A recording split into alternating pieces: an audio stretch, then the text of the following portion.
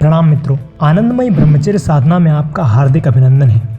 यदि आप भी ब्रह्मचर्य साधना में रुचि रखते हैं तो आप एकदम ठीक जगह हैं। यहाँ पर हम आपको एकदम सटीक जानकारी देंगे जिससे आपके लिए ब्रह्मचर्य साधना बहुत आसान हो जाएगी, बहुत आनंदमय हो जाएगी। YouTube पर तो आपके सहयोग के लिए हम ऐसे ही वीडियो डालते ही रहेंगे और आने वाले समय में हम ऑनलाइन मीटिंग का भी आयोजन करेंगे। अभी के लिए आज का वीडियो शुरू करते हैं। मित्रों, इसके पहले वाले वीडियो में हमने बाह्य ब्रह्मचर्य के बारे में बात की थी। इस वीडियो में हम देखेंगे कि नाइटफॉल अर्थात स्वप्न दोष का क्या कारण है और यह अंतःकरण ब्रह्मचर्य क्या होता है। अंतःकरण ब्रह्मचर्य को सूक्ष्म ब्रह्मचर्य भी कहा जाता है। यदि आपने पिछला वीडियो नहीं देखा है तो आई बटन पर क्लिक करके पहले वो वीडियो जरूर देख लें। उस वीडियो में हमने बाह्य ब्रह्मचर्य साधना के कुछ बहुत महत्वपूर्ण नियम डिस्कस किए हैं जो साधक के लिए समझना बहुत जरूरी है। मित्रों, सामान्यतः बाह्य संयम को ही ब्रह्मचर्य मान लिया जाता है। यदि कोई व्यक्ति मास्टरबेट नहीं करता, पॉर्न नहीं देखता या स्त्री संग परित्याग करता है तो उसे ब्रह्मचारी मान लिया जाता है। यह वास्तविक ब्रह्मचर्य नहीं है मित्रों, इसे बाह्य संयम या बाह्य ब्रह्मचर्य कहा जाता है और यह वास्तविक ब्रह्मचर्य की केवल शुरुआत है। दूसरा और बहुत ही महत्वपूर्ण ब्रह्मचर्य है अंतःकरण ब्रह्मचर्य अर्थात सूक्ष्म ब्रह्मचर्य। जितना बाह्य ब्रह्मचर्य इम्पोर्टेंट है उतना ही सूक्ष्म ब्रह्मचर्य भी बहुत इम्पोर्टेंट है। जब तक हमारा अंतःकरण काम वासना से मुक्त नहीं हो जाता अर्थात अंतःकरण में ब्रह्मचर्य का पालन नहीं होता, तब तक वास्तविक ब्रह्मचर्य साधना असंभव है। और बाह्य ब्रह्मचर्य के साथ जब तक आंतरिक ब्रह्मचर्य अर्थात सूक्ष्म ब्रह्मचर्य का पालन नहीं होता तब तक ब्रह्मचर्य साधना का कोई लाभ नहीं मिलता। बहुत सारे साधक जो ब्रह्मचर्य का प्रण करते हैं, थोड़े दिन तो सब कुछ ठीक चलता है, लेकिन बाद में वह बताते हैं कि हमें अपने आप पर काबू नहीं रहता और ब्रह्मचर्य भंग हो जाता है। इसका मुख्य कारण यही है दोस्तों कि सूक्ष्म ब्रह्मचर्य का पालन नहीं हो पा रहा है। यदि सूक्ष्म ब्रह्मचर्य का पालन नहीं होता तो बाह्य ब्रह्मचर्य का भी पालन नहीं हो सकता। बहुत सारे साधकों को यह प्रश्न होता है कि हमारे मन में काम वासना के बहुत अधिक विचार आते हैं। जब देखो तब मन काम वासना की तरफ भागता है। मित्रों, साधक को काम वासना के विचार आने ही नहीं चाहिए। यह एक बहुत बड़ा भ्रम है।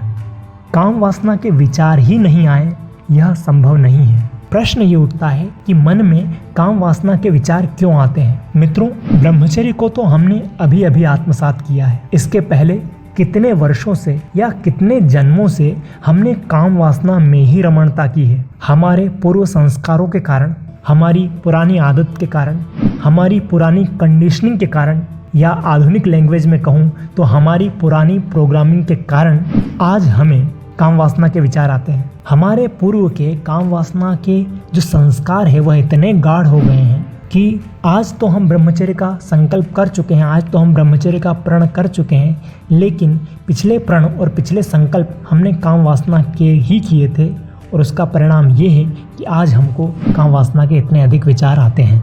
तो हमें विचार ही नहीं आए, ऐसा कैसे संभव है। काम वासना के विचार केवल उनके समाप्त हो जाते हैं जो खुद ब्रह्मचर्य सिद्ध करके बैठे हैं। जब हम ब्रह्मचर्य की शुरुआत करते हैं तो निश्चित तौर पर विचार तो आएंगे ही। जैसा कि हम जानते हैं कि उपवास के दिन भूख अधिक लगती है, उसी प्रकार जब हम ब्रह्मचर्य का प्रण लेते हैं तो काम वासना के विचार अधिक आते हैं। मित्रों, यदि आपको काम वासना के विचार सताते हैं, बहुत अधिक काम वासना के विचार आते हैं, तो घबराने की जरूरत नहीं है। इसको जरा ध्यान से समझने की आवश्यकता है। विचार करना मन का धर्म होता है। मन हमेशा अलग अलग तरह के विचार बताता रहता है। आइए इसको हम ध्यान से समझते हैं।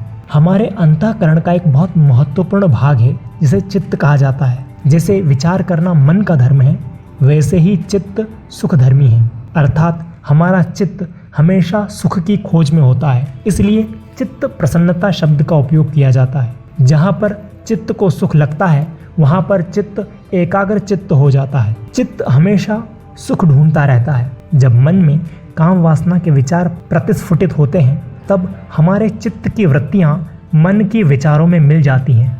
हम कल्पना में डूब जाते हैं। इस प्रकार एक काल्पनिक दुनिया शुरू होती है। एक काल्पनिक क्षणिक खुशी महसूस होती है। यह खुशी हमें मुफ्त नहीं मिलती दोस्तों। इसमें आंतरिक रूप से हमारे अंदर, हमारे शरीर में मंथन होता है और वीर्य का नाश होता है। इसे सूक्ष्म वीर्यपात भी कहते हैं। इस घटना में वीर्य हमारे खून से अलग हो जाता है। यह खून से अलग हो चुका वीर्य बाद में नाइटफॉल में निकल जाता है, अर्थात स्वप्न दोष में निकल जाता है। इसलिए सूक्ष्म वीर्यपात नाइटफॉल का सबसे बड़ा कारण है। यह सूक्ष्म वीर्यपात जितना अधिक बढ़ता है हम उतने ही कमज़ोर होते जाते हैं और काम वासना और अधिक हम पर हावी होने लगती है। कभी कभी तो काम वासना इतनी अधिक हावी हो जाती है कि व्यक्ति न चाहते हुए भी मास्टरबेट कर बैठता है। मित्रों, पूर्व में हमने खुद ही काम वासना को बहुत पोषण दिया है। उसका परिणाम ये है कि आज हमारे मन में विषय विकार के विचार आते हैं, अर्थात काम वासना के विचार आते हैं। इस समस्या से बचने के क्या उपाय हैं? हम कैसे अपने विचारों की गति को धीमा कर सकते हैं? हम काम वासना के विचारों से कैसे मुक्त हो सकते हैं? हम सूक्ष्म ब्रह्मचर्य अर्थात अंतःकरण ब्रह्मचर्य का पालन कैसे कर सकते हैं? इसके बारे में हम आने वाली वीडियो में बात करेंगे। मित्रों, यदि इस वीडियो से आपको थोड़ी भी सहायता हुई हो तो लाइक करें और आगे ऐसे ही वीडियो देखने के लिए आप हमारा चैनल सब्सक्राइब कर सकते हैं। यदि आपका कोई प्रश्न है तो आप हमें नीचे कमेंट सेक्शन में बता सकते हैं या फिर हमें ईमेल भी कर सकते हैं।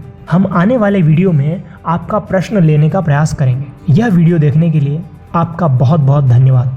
फिर मिलते हैं अगले वीडियो में।